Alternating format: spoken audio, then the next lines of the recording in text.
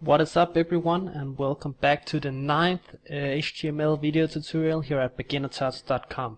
Today I'm going to be teaching you about iframes.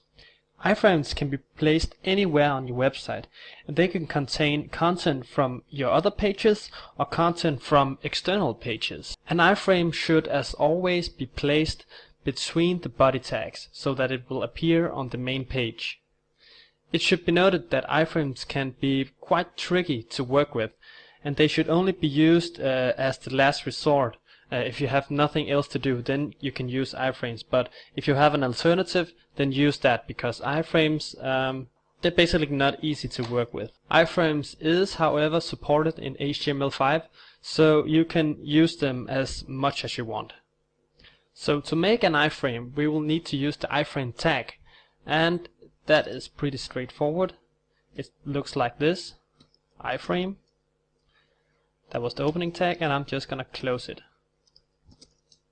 Like that. So this is an iframe, but it's an iframe without content.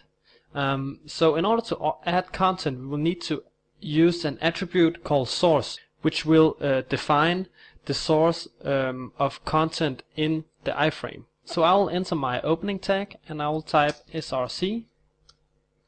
Now I've actually already made a new HTML web page with a picture of a dog on it, and I've called that HTML web page iframe content. So I'm just gonna choose this as the source, like that. Now let's try viewing this in the browser. As you can see, we have now created a new frame in our HTML document. And this frame contains our iframe content page with the dog on it. Unfortunately, we can't see the whole dog, but that can actually easily be solved. Let me show you. What I want to do is define a height and a width for my frame. So I can also do that in the opening tag. So I'm gonna go in here and add an attribute called height, like that. And I want that to be 300 pixels. Then I also want to add an attribute called width, and I also want that one to be 300 pixels. So let's try viewing this in the browser again. And as expected, we're now able to see the whole picture in our iframe content HTML page. So that's fine. What I want to do now is try showing an external web page in my iframe. So I'm just gonna jump into my HTML document again. So all I need to do right here is to change the source. So maybe I want to show the Google website in my iframe. So I'm just gonna change the source and put in the address for Google. And let's view this in the browser. And as you can see, it's now the website of Google that is placed in our iframe.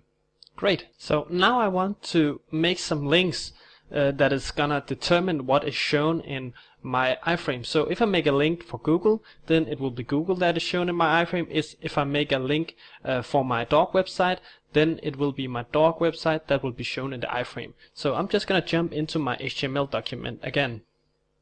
The first thing I need to do is to add a name to my iframe. I can do that in the opening tag as well. So I'm gonna use the name attribute, like that, and I'm gonna call this iframe 1.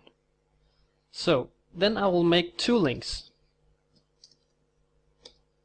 The first link will be for Google, like this, and I will then specify a target for my link.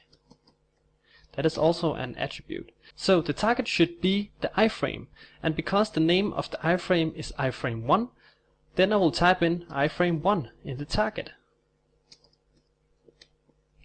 Just gonna close it, and then I will write the link to Google. Then I'll just copy this and make another link. That link should be for my dog website. This one, I call it iframe content.html, and the target should again be iframe 1. This time it's linked to dog site. So I'm just gonna save it and view it in the browser. As expected, it starts out on Google because that's the main source of the iframe. But then I have made these two links, which all have the target of this iframe. So let's try pressing the link for the dog website, like that.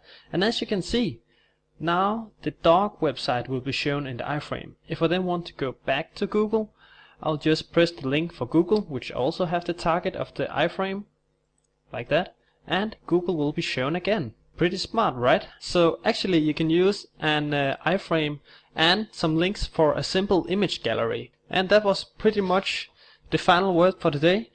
Hope you enjoyed this video. If you have any questions or want the source code, then please visit beginnertask.com. Take care, and thanks for watching.